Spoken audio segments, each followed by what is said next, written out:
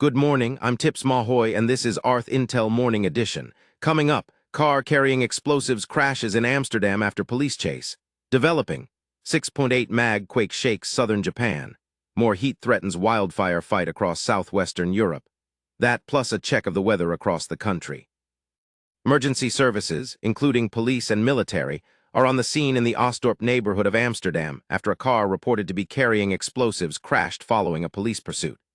Homes within 100 meters on Neerkerkestraat have been evacuated as a precaution, and the street remains cordoned off.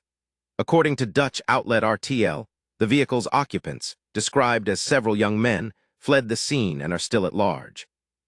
The chase reportedly began after an ATM ram raid in Fürth, Germany, early this morning, though German police say no money was stolen despite serious damage to the building. This is a developing story. A powerful 7.1 magnitude earthquake struck Japan's southern island of Kyushu on Tuesday, causing part of the Aoun Mall shopping center in Kashima town to collapse. Police say 20 to 30 employees are missing, while dozens of injured have been taken to hospitals in Yatsushiro and Kumamoto cities.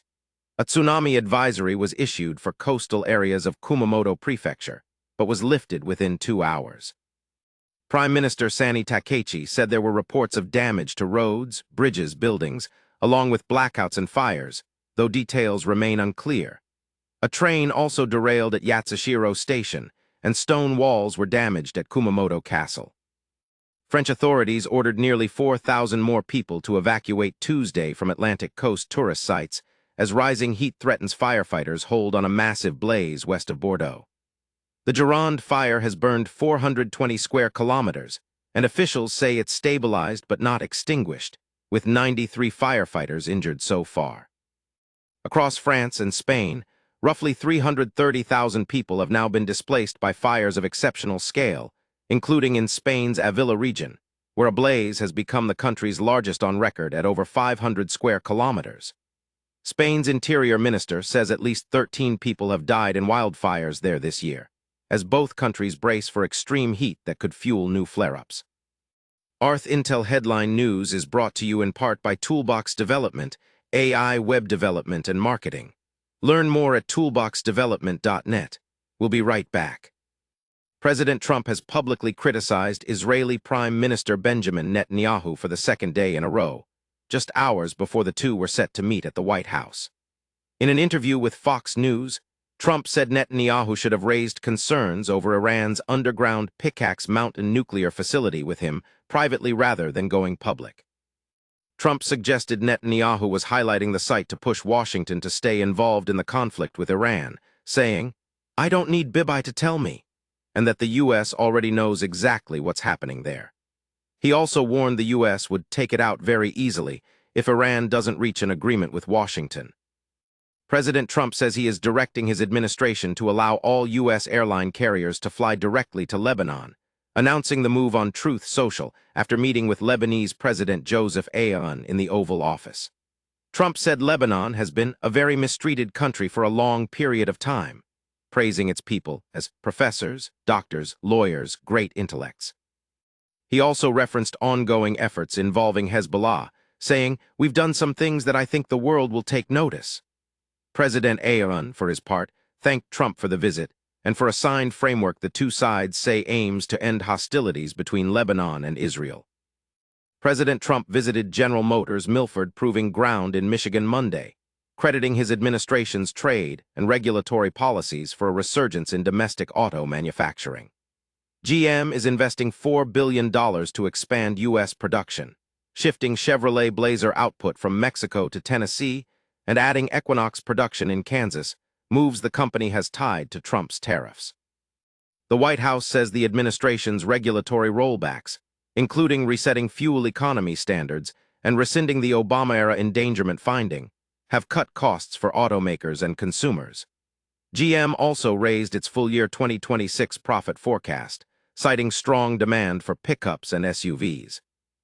The United States began a formal review of its military presence in Europe on Monday, following through on plans Defense Secretary Pete Hegseth announced to NATO counterparts last month.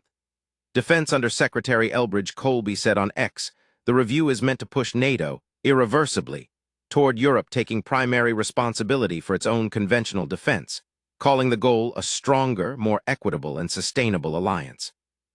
The U.S. currently has roughly 76,000 troops and more than 40 installations across Europe, concentrated in Germany, Italy, Poland, and the UK, though Washington already withdrew 5,000 troops from Germany in May.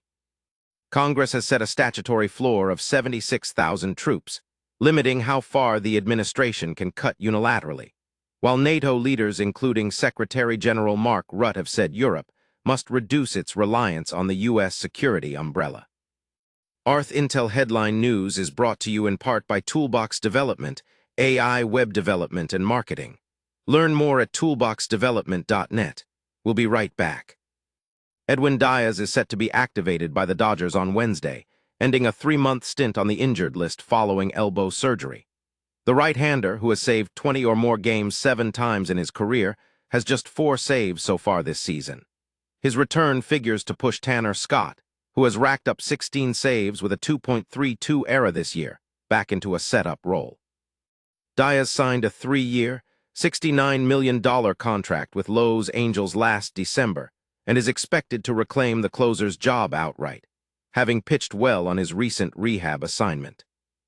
Ohio State is entering a new corporate partnership with JPMorganChase, according to sources who spoke with ESPN's Pete Thamel.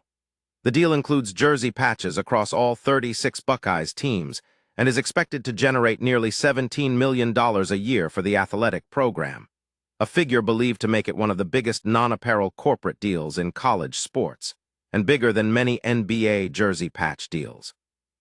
Athletic Director Ross Bjork called JPMorganChase a natural partner with deep roots in Ohio, saying the partnership will create opportunities for student-athletes while supporting the department's competitiveness. The agreement also includes nil opportunities for athletes and comes after Division I leaders approved uniform patches in January as a new revenue tool for athletic departments. San Francisco 49ers coach Kyle Shanahan nearly lost an eye in a car crash earlier this month, according to his close friend Chris Sims. Sources told ESPN Shanahan suffered a broken nose, 3 broken ribs, a broken hand, more than 40 stitches to his face, and a severe concussion after colliding with an SUV in Palo Alto. The 49ers say Shanahan will be limited to start training camp, but is recovering well, though he's still dealing with concussion symptoms. Police say no one was cited, and neither driver was found to be impaired. General Manager John Lynch says the team expects Shanahan back well before the season opener on September 11 in Australia. Buccaneers defensive tackle Vita Vea has requested a trade after a tense offseason. The 2-time Pro Bowler had been seeking a contract extension and staged a hold-in during minicamp as negotiations stalled. And now, on the eve of training camp, he's used his most drastic piece of leverage. It's unclear whether Tampa Bay will make a last-ditch push to keep him beyond 2026, and potential trade suitors are already being identified.